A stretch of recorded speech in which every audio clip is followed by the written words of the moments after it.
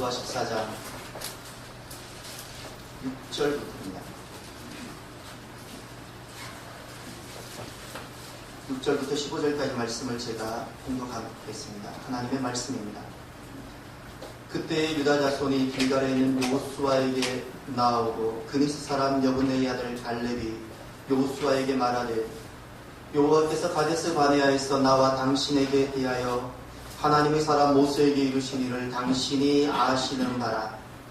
내 나이 40에 여호와의 종 모세가 가데스 바네아에서 나를 보내어 이 땅을 정탐하게 하였으므로 내가 성실한 마음으로 그에게 보고하였고 나와 함께 올라갔던 내 형제들은 백성의 간담을 높게 하였으나 나는 내 하나님 여호와께 충성하였으므로 그날에 모세가 맹세하여 이르되 내가 내 하나님 여호와께 충성하였은즉 내 발로 밟는 땅은 영원히 너와 내 자손이 기업이 되리라 하였나이다.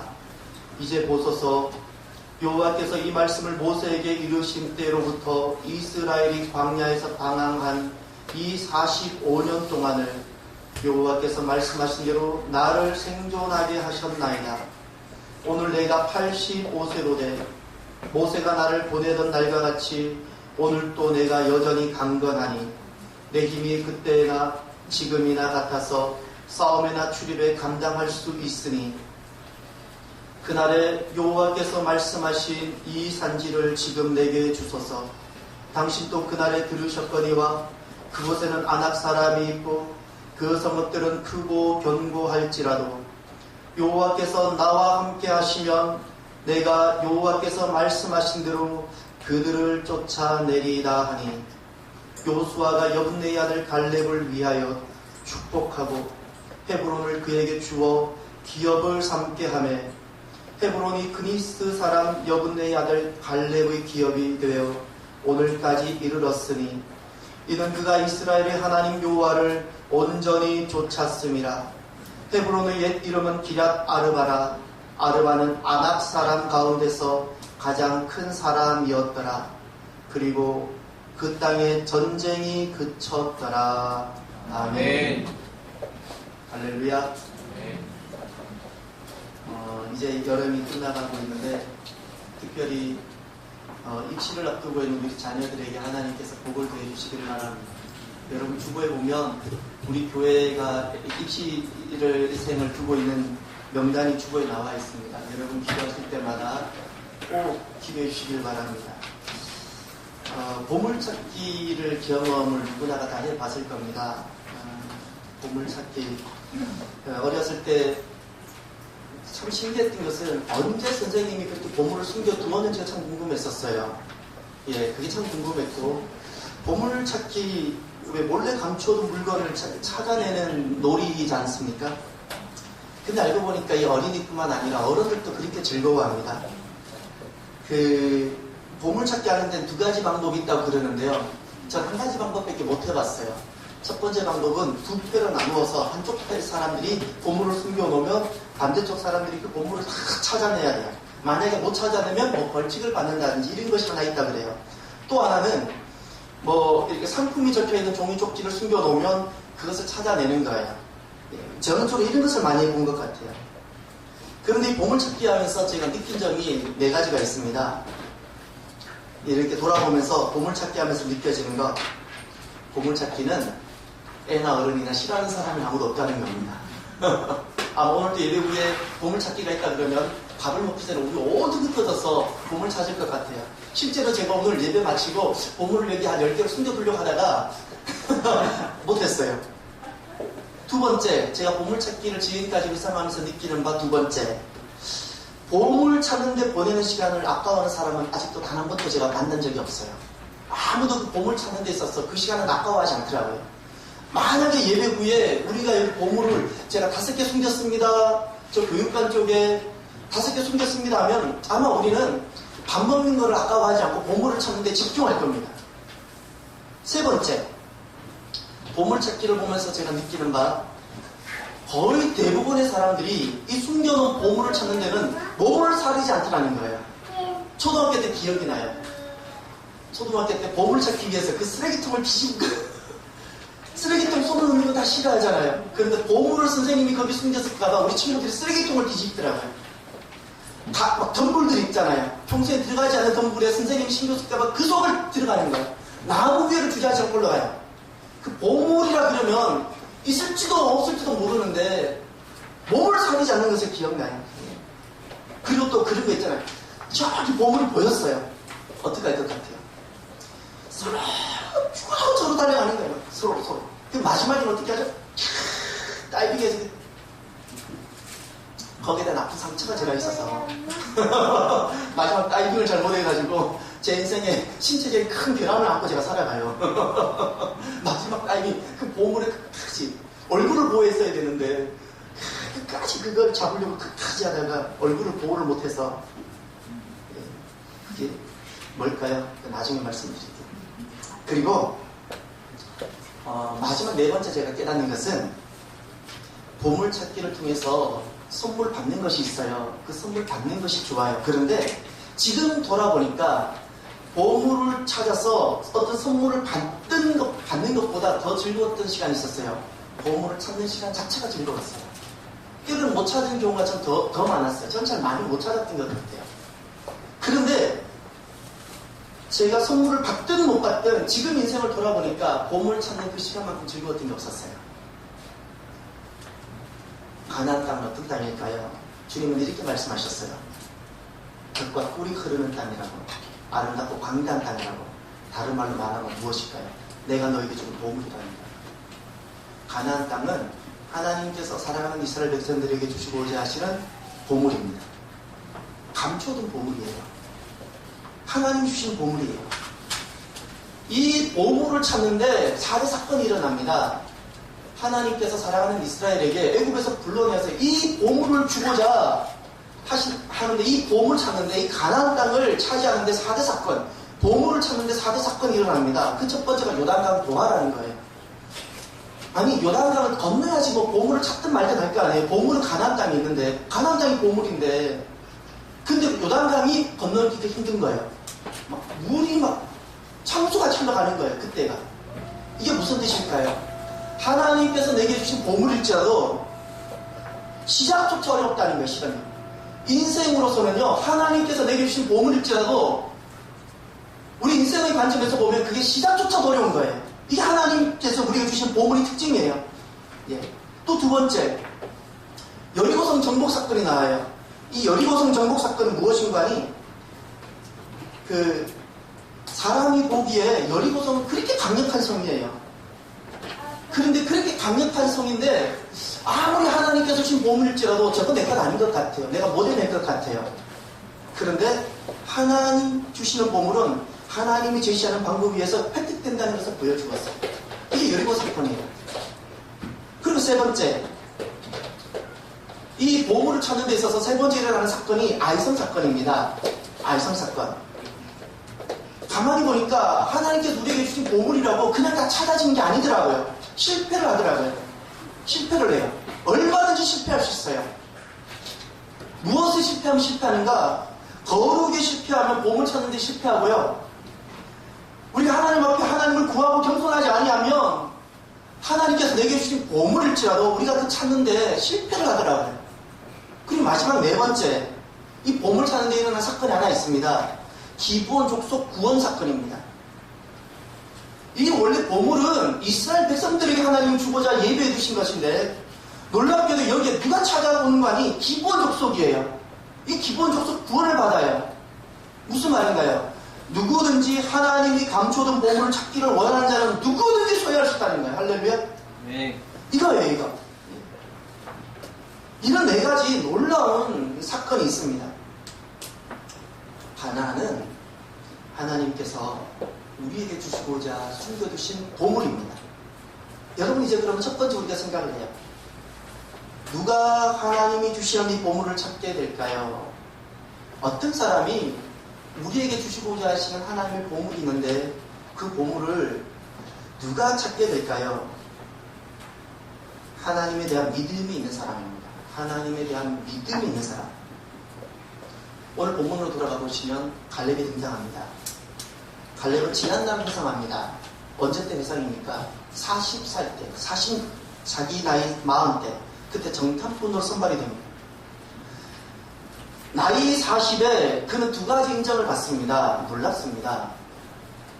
나이 40대 남자가 모세로부터 인정을 받아서 정탐꾼으로 선발되면서 바로 정탐꾼으로 떠나기 전에 그의 본래 이름이 호세아인데 여호수아로 이름을 바꾸게 됩니다. 이거는 모세로부터 인정을 받았기 때문에 믿음의 이름으로 개명이 되어지는 거예요. 또 하나, 다녀와서 떠나기 전에는 모세로부터 인정을 받았어요. 그 이름을 개명을 받습니다. 정탐꾼으로 다녀왔어요. 다녀와서 하나님께 인정을 받습니다. 그 사람이 나이 40대 남자 갈렙이었습니다. 그러면 도대체 어떤 일이 있었기에 모세로부터 인정을 받고 하나님으로부터 인정을 받았는지를 우리가 말씀도 구체적으로 보셔야 됩니다. 민수기 13장 구약성경 215페이지에서 한번 넘어가 보시길 바랍니다. 215면 민수기 13장으로 가보시길 바랍니다. 민수기 13장 가시면 오늘 본문 배경이 나오는 실제 역사적 사건이 민수기 13장에 등장합니다.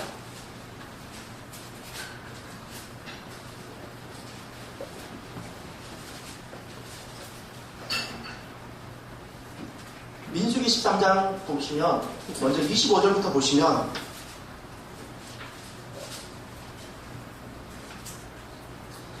가나안 정탐꾼들이 가나안 땅을 정탐한 정탐꾼들의 이제 보고가 25절 이하에 쭉 나오는데 먼저 27절에 보면 땅에 대한 보고가 나옵니다. 모세에게 말하여 이르되 당신이 우리를 보낸 땅에 간즉 과연 어떤 땅이라고요? 그 땅에 젖과 꿀이 흐르다 이야기합니다. 예, 땅은 정말 젖과 꿀이 흐르더라는 겁니다. 사람은 어떤 사람이라 그럽니까? 28절 보십시오. 그러나 그 땅 거주민은 사람을 말하죠. 사람은 어떻다고요? 강하고 또 28절 하반절에 어떤 자손이 있어요? 안악 자손이 있죠. 안악 자손은 쉽게 말하면 거인이라고 보시면 됩니다. 거인들의 거인. 마치 그 골리앗 장군같이 그 거인들이에요. 막 키가 무척되고 이런 사람들. 그 다음 성을 보십시오. 성 28절에 성읍은 어떠하다고요? 견고하고 심히 크다고 그랬어요. 얼마나 크고 견고했는지 심이라는 단어가 들어갔어요. 더구나 여기 성경에 안 나와 있지만 산성입니다. 여러분 남자들은 알 겁니다. 평지에 있는 저기 해미에 가면 해미 읍성이 있어요. 그 평지에 그냥 마을을 둘러 진치어 있는 성이에요. 그걸 읍성이라고 부르고 산성이 있어요. 높은 산에다가 둘러진 남한산성 같은 거. 여러분 만약에 어디가 훨씬 더 전략적으로 나를 지키기가 좋겠습니까? 읍성이 아니라 산성이에요. 헤브론은 산성입니다. 산성. 그 다음 29절 보고를 한번 들어보시길 바랍니다. 29절 아말렉인은 남방 땅에 거주하고 헷인과 여부스인과 아모리인은 어디에 거한다고요? 산지에 거주하고 가나안인은 해변과 요단강에 거주하더이다. 아멘. 이 말씀이 무엇인가 하니 도무지 우리가 갈 곳이 없다는 거예요. 남방이라는 것은 네게부 그 남쪽을 말하는 거예요. 거기 이미 아말렉이 있고 그 다음에 이 이스라엘 땅 특징은 중앙에 산지가 있는데 산지에는 누가 있어요? 이미 누가 있어요? 헷 족속과 여부스인들이 아모린들이 산지 살고 있어요. 그리고 남아있는 땅이 어디예요? 해변하고 요단 계곡이 있는데 해변과 요단 계곡은 누가 살고 있어요? 예, 이미 거기에는 가나안 사람들이 살고 있는 거예요. 그러면 이스라엘 사람들이 비집고 들어갈 틈이 있다는 거예요? 없다는 거예요? 없다는 말이에요. 이런 보고를 하고 있는 거예요. 한마디로 아무리 정말 젖과 꿀이 흐르는 좋은 땅이었는데 진짜 살펴보니까 우리가 살 곳이 없었습니다. 이런 겁니다. 여기에 이 본거에 대한 마음들이 그 다음 나옵니다. 그 다음 갈렙의 마음을 보십시오. 먼저 이 땅을 그렇게 말했을 때 갈렙이 무엇이라 말했는가? 30절 다 같이 읽겠습니다.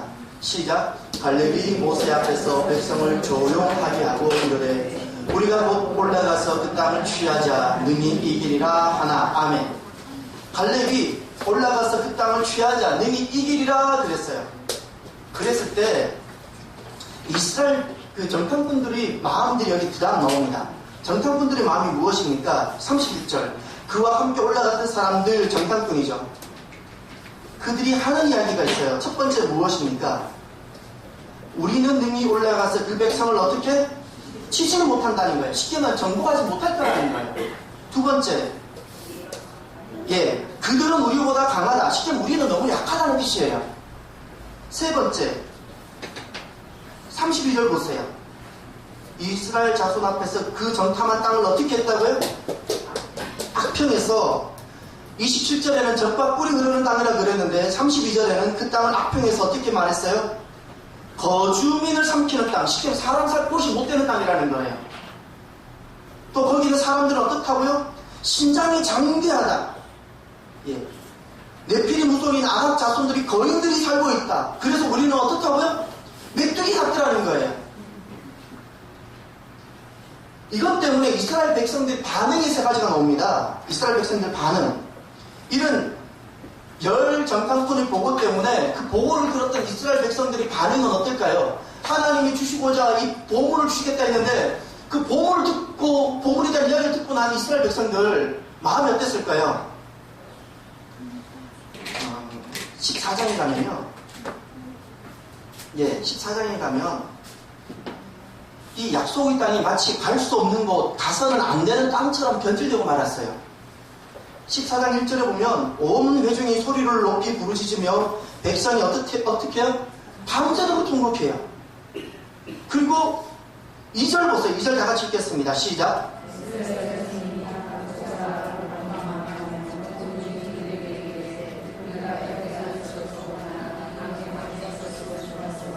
아멘. 지금 1절은 안 되는 땅으로 변질된 건데 그뿐만 아니라 2절은 후회예요. 이 땅을 품었던. 아, 내가 이걸 보물로 생각했는데 보물이 아니었구나. 후회하고 있어요. 후회하고 있어요. 그래서 표현이 어때요? 광야에서 차라리 죽었으면 좋았을 것을 그래요. 여러분 말이 얼마나 중요한지 아세요? 어떻게 됐어요? 말대로 다 됐어요. 광야에서 죽었으면 차라리 좋았을 것을 그 광야에서 다 죽었어요. 그래서 그들이 하는 말이 3절에 보면 한 지휘관을 세워서 4절에 보면 한 지휘관을 세워서 애국으로 돌아가자 그럽니다. 예. 그뿐만 아니라 한 가지 더 있어요. 한 가지 더 있는데 몇 절을 보시냐면은 10절을 보십시오. 온 회중이 그들을 돌로 치려 하는데 그랬죠. 이 그들이 누구일까요?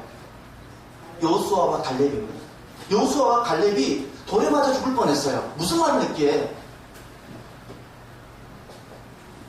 여호수아와 갈렙이 7절부터 9절까지 회중들에게 다시금 이야기하는데 그게 보물이 아니라 다른 거였구나라고 의심하고 있는 그 회중들에게 세 가지를 이야기합니다. 땅에 대해서 첫 번째 땅은 어떤 땅이라고요? 7절 심히 아름다운 땅이 맞다. 그리고 8절에 그 땅은 어떻다고요? 젖과 꿀이 흐르는 땅, 그 땅을 우리에게 주신다. 보물이 맞다는 거예요. 쉽게 말하면. 그리고 두 번째 확신에 대한 이야기합니다. 무슨 이야기를 하냐면은 8절 보세요. 여호와께서 우리를 어떻게 기뻐하시면 우리를 그 땅으로 인도하여 들이시고 그 땅을 어떻게 우리에게 주신다. 예, 그거 분명히 하나님께서 보물을 우리에게 주신다는 것을 이야기해요. 그리고 부탁을 해요. 그것이 9절입니다. 9절 다 같이 읽어볼까요? 다만 여호와를 거역하지는 말라. 또 그 땅 백성을 두려워하지 말라. 그들은 우리의 먹이라. 그들의 보호자는 그들에게서 떠났고 여호와는 우리와 함께 하시느니라. 그들을 두려워하지 말라. 아멘. 하나님을 거역하지 말라 그랬고요. 그 땅을, 그 백성을 두려워하지 말라 그랬어요. 도리어 그들을 우리 먹이라고. 그랬더니 돌에 맞아 죽을 뻔했어요. 여러분, 하나님에 대한 믿음이란 무엇일까요? 하나님에 대한 믿음. 그것이 오늘 본문에 그것이 성실한 마음이라고 나옵니다. 오늘 여호수아 14장에 가면 7절에 내 나이 40세에 여호와의 종 모세가 가데스 바네아에서 나를 보내어 이 땅을 정탐하게 하였으므로 그 다음 내가 성실한 마음으로 그에게 보고하였고 아멘. 이 성실한 마음이라는 것은 무슨 마음인가 하니 자신의 마음 안에 있는 말 그대로라는 거예요. 마음 안에 있는 말 그대로인데 그러면 갈렙의 마음 안에 있었던 말은 도대체 어떤 것일까요? 민수기 14장 11절 12절에 보면 주님께서 이 여호수아와 갈렙을 보호하신 다음에 모세를 통해서 이스라엘 백성들이 하시는 말씀이 있어요. 어느 때까지 나를 멸시하겠느냐, 어느 때까지 나를 믿지 않겠느냐 말씀하세요. 어느 때까지 나를 멸시하며 어느 때까지 나를 믿지 않겠느냐. 그러면 갈렙의 마음에 있었던 마음이라는 게 무엇인가요? 하나님 말씀을 결코 멸시하지 않은 마음이라는 거예요. 하나님 말씀을 멸시하지 않았다는 거예요. 그게 하나님이 그의 성실한 마음이에요. 하나님에 대한 믿음이라는 것은요, 이렇게 성실한 마음뿐만 아니라 하나님 말씀을 멸시하지 않는 마음뿐만 아니라 또 있습니다. 흔들리는 사람들의 마음을 확신 가운데 서게 하는 그 마음입니다. 하나님에 대한 믿음이라는 건 다른 게 아닙니다. 흔들리는 사람들의 마음을 확신 가운데 서게 하는 것. 믿음이 없으면요, 그가 하는 말은, 믿음이 없는 가운데 그가 하는 말은 사람들이 간단만 높게 하는 겁니다. 10명의 정탐꾼들이 기억나시나요? 그들의 보고가 결코 틀린 보고가 아닙니다. 사실입니다. 근데 거기 하나가 빠졌습니다. 무엇인가요? 하나님에 대한 믿음이 빠졌어요. 하나님에 대한 믿음이 빠졌더니 그들이 하는 말이 모든 것이 옳은데 하나님 뜻도 이루지도 못하고, 중요한 것은 사람들이 마음을 다 풀어헤치고 높게 만들었어요. 전의를 상실하게 만들었다는 거예요. 온통 잘못된 목표, 성취할 수 없는 상황들, 온통 안 되고 안 될 수밖에 없는 말들, 그런 말들만 있을 수밖에 없는 거예요. 하나님에 대한 믿음이라는 것은요, 흔들리는 사람들의 마음을 확신 가운데 서게 하는 거예요. 이것을 하나님께서 충성이라고 여겨주셨습니다. 사람의 눈으로 보여지는 것만 보는 사람이 있습니다. 사람의 눈으로 보여지는 것만 보는 사람은요, 하나님이 주시는 보물을 만져보지 못하게 됩니다.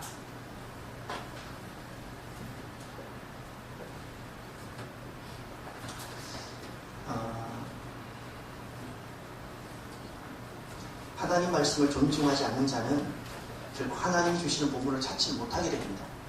저와 여러분이 우리 안에 있는 이 마음이 하나님을 경외하고 존중하고 멸시하지 않는 마음이 되시기를 바랍니다.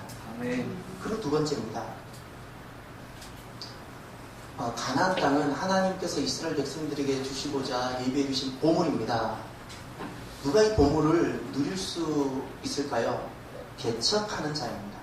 개척하는 자가 하나님께서 주시고자 하시는 이 보물을 누리게 됩니다.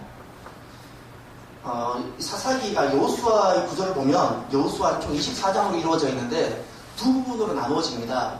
딱 24장인데 12장입니다. 1장부터 12장까지는 땅의 정복이고 13장부터 마지막 24장까지는 땅의 분배입니다.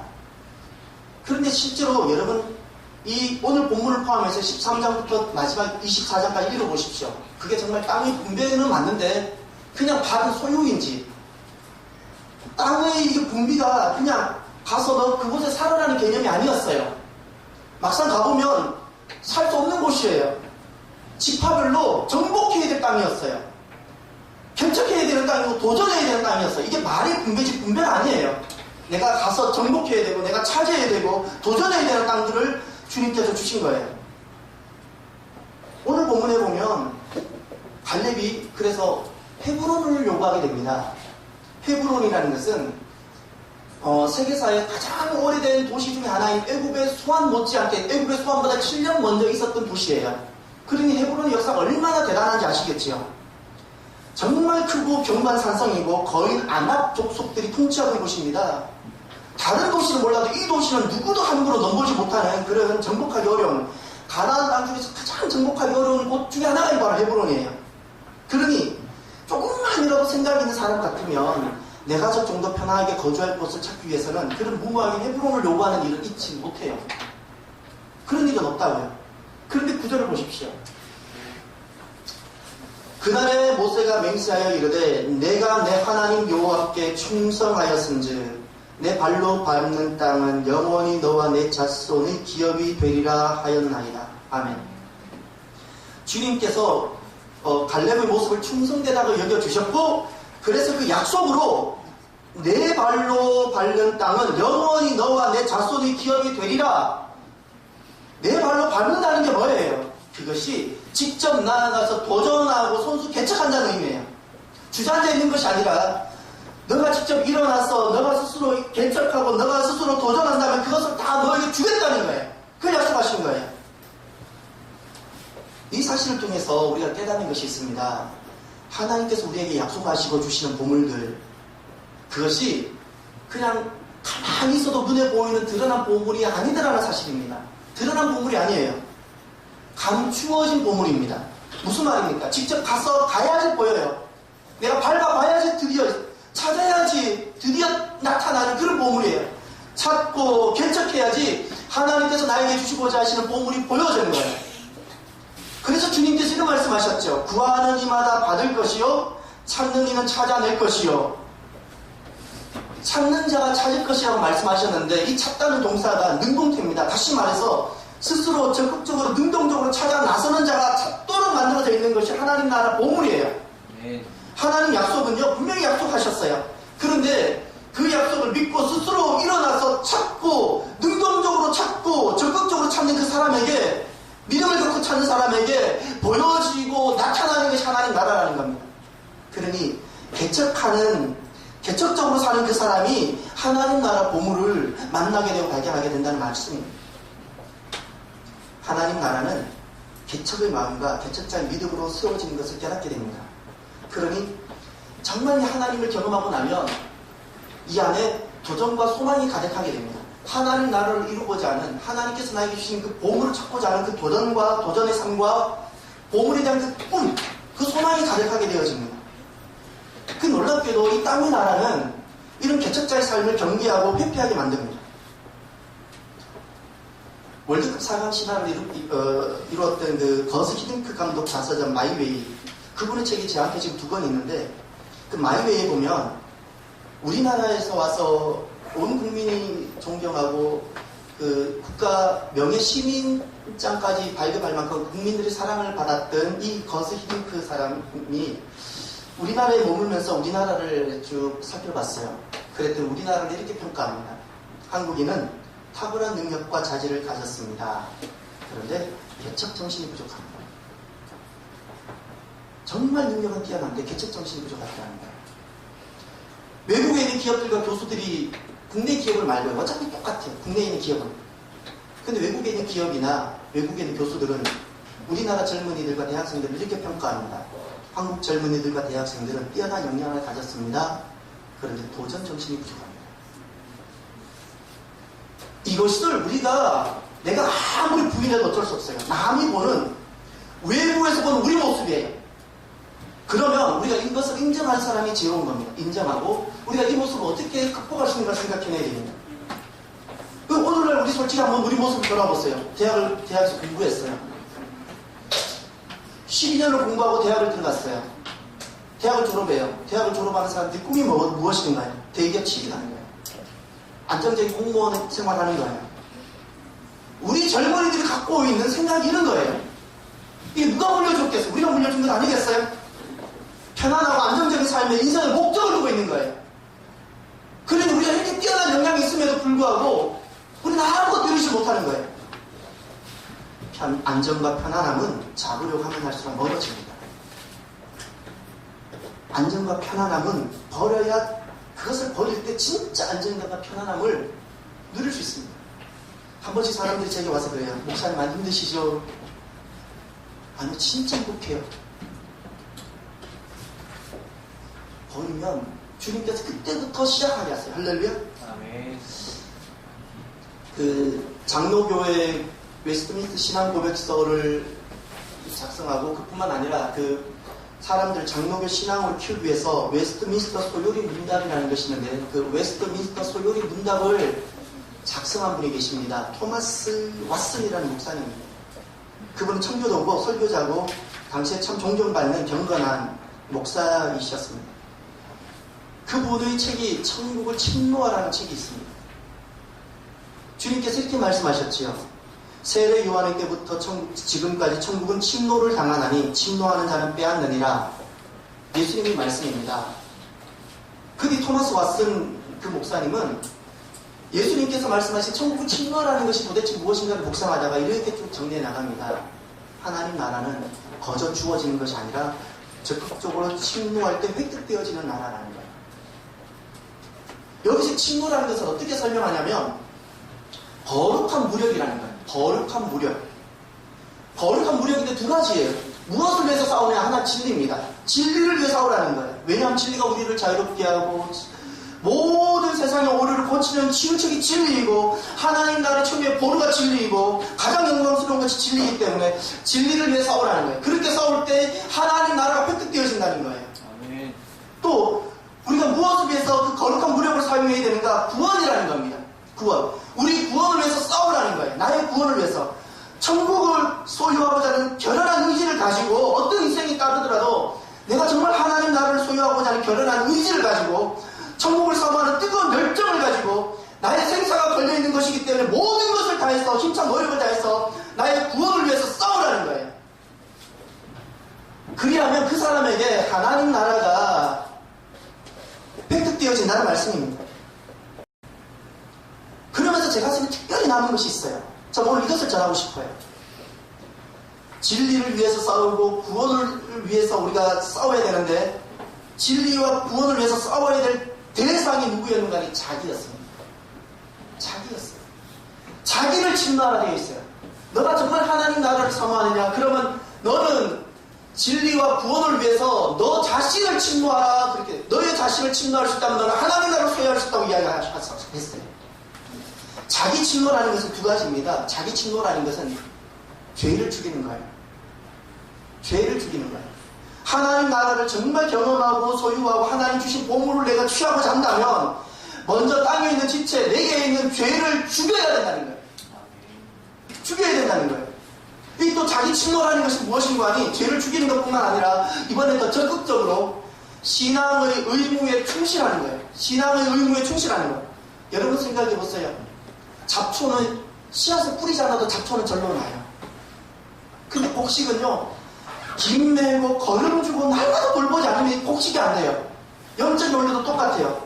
죄는 가만히 내버려둬도 잘 자라요. 죄는 추구하는 것이 자연스러워요. 그러나 의는 경건하는 것, 귀한 것, 영적인 것은 추구하는 것이 얼마나 어려운지 몰라요.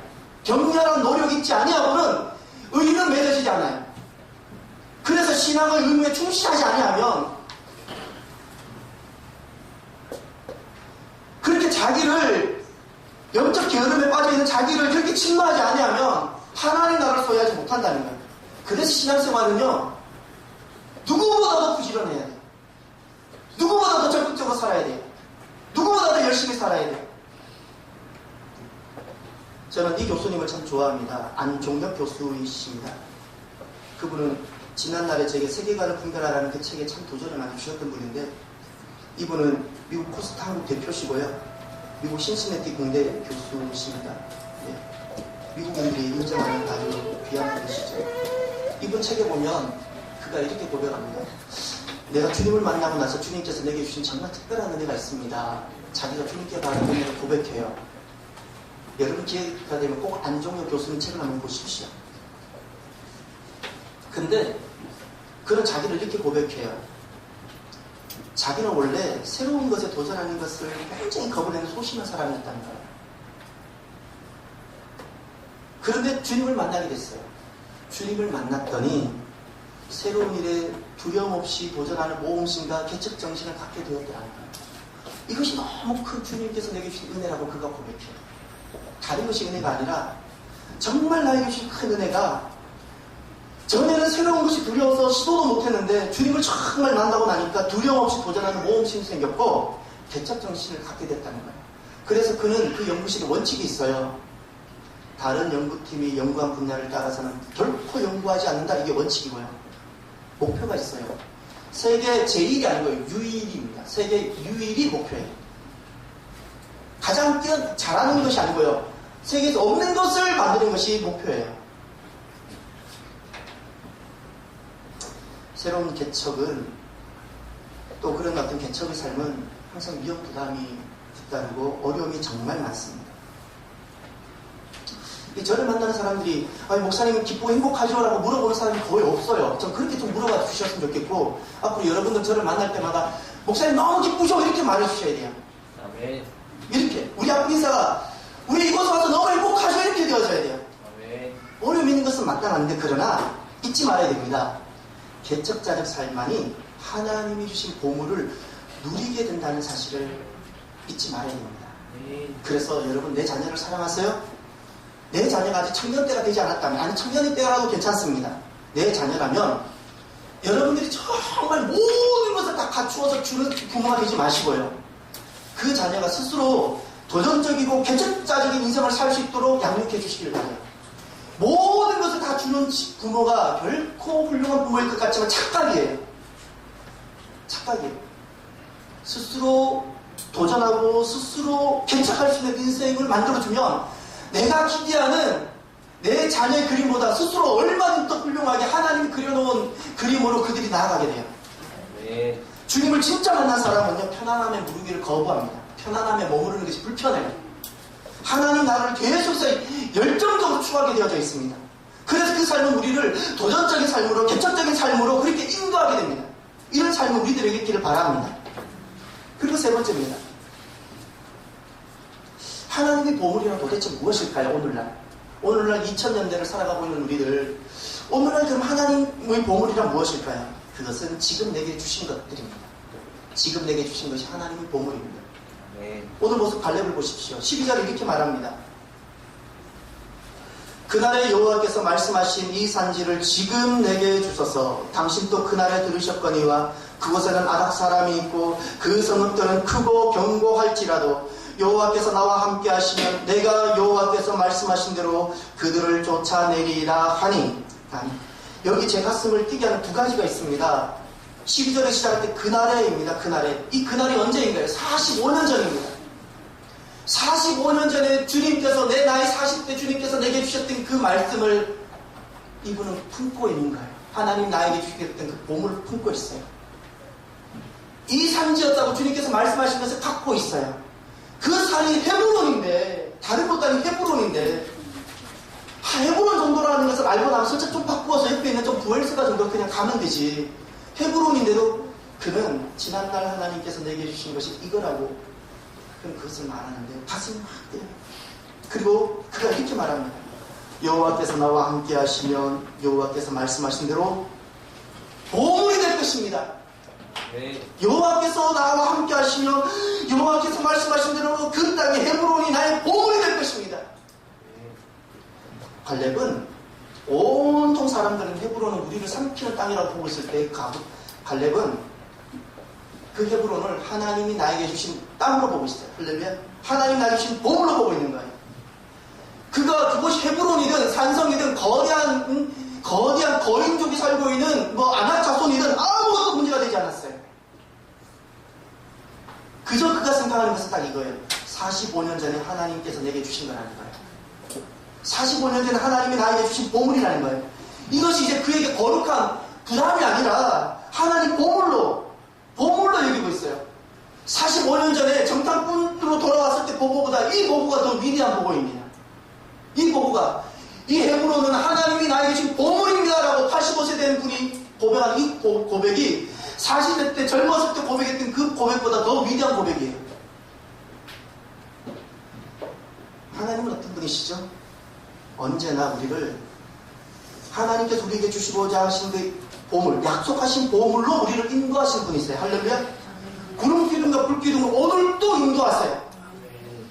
아브라함을 그렇게 인도하셨어요. 하나님이 주시겠다는 그 보물로 하나님께서는 아브라함을 인도하셨고, 야곱도 그렇게 인도하셨고, 요셉도, 모세도. 그러면 그 보물이 어디 있나요? 하나님 우리에게 주신 보물은 지금 내 곁에 있어요. 하나님 인도는요, 반드시 우리가 하나님이 주시고자 하는 그 보물을 우리를 이끄시는 분이시기 때문에 지금 내게 있는 것이 하나님의 보물입니다. 그래서 우리가 거듭나야 되는데 반드시 거듭나야 되는 것이 눈이 거듭나야 돼요. 눈이 거듭나지 못하니까 하나님이 주신 보물을 보물로 보지 못하는 거예요. 하나님이 주신 보물을 욕하고 있는 거예요. 눈이 거듭나야 돼요. 내 눈앞에 보이는 것이 거듭나서 하나님의 보물로 보여줄 수 있어야 돼요. 갈렙이 만약에 눈이 거듭나지 않았다면 갈렙도 똑같이 아낙자수만 보였을 거예요. 똑같이 산성으로만 보였고 결코 어떤 무력을 다했어도 저 성은 정복할 수 없는 성으로밖에 안 보였을 거예요. 그러면 영원히 길 헤브론은 차지하지 못하는 불모지가 되고 말았을 겁니다.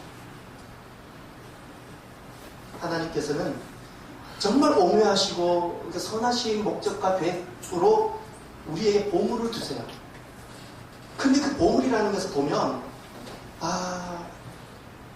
막상 내 생각하고 좀 차이가 많이 차질이 있는 것들이 있을 수 있어요.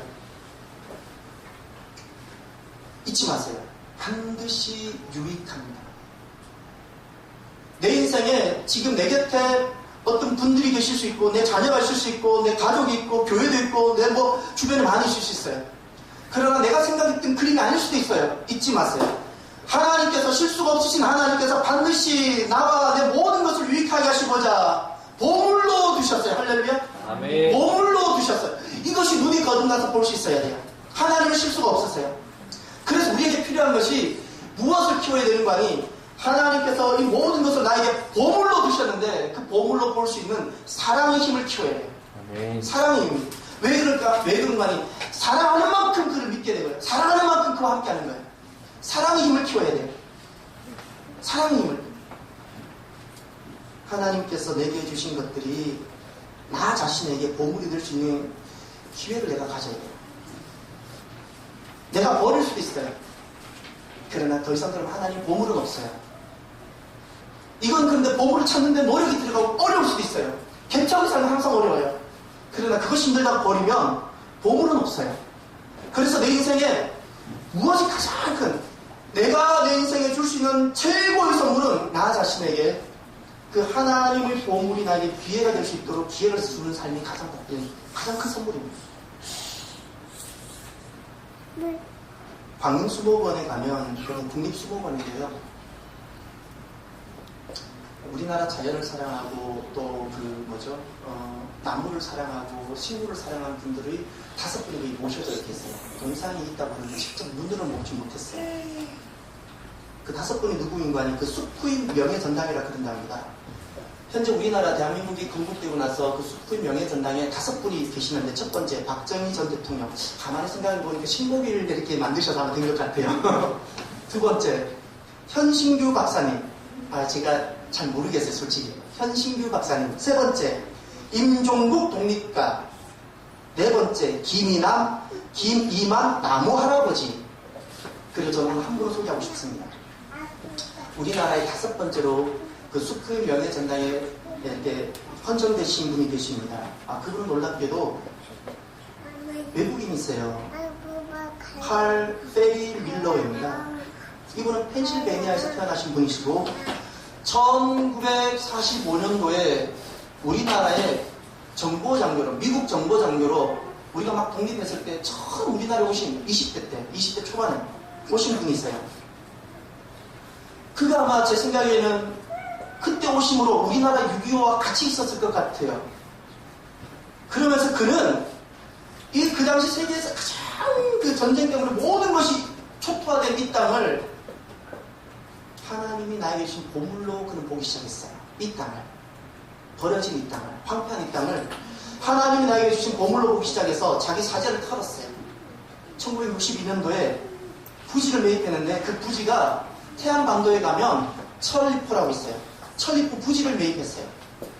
그리고 거기에 그 당시 우리나라 곳곳에 전쟁이 나서 제대로 산이 갖춰져 있는 것이 있어요. 나무를 한 그루씩 심기 시작했어요.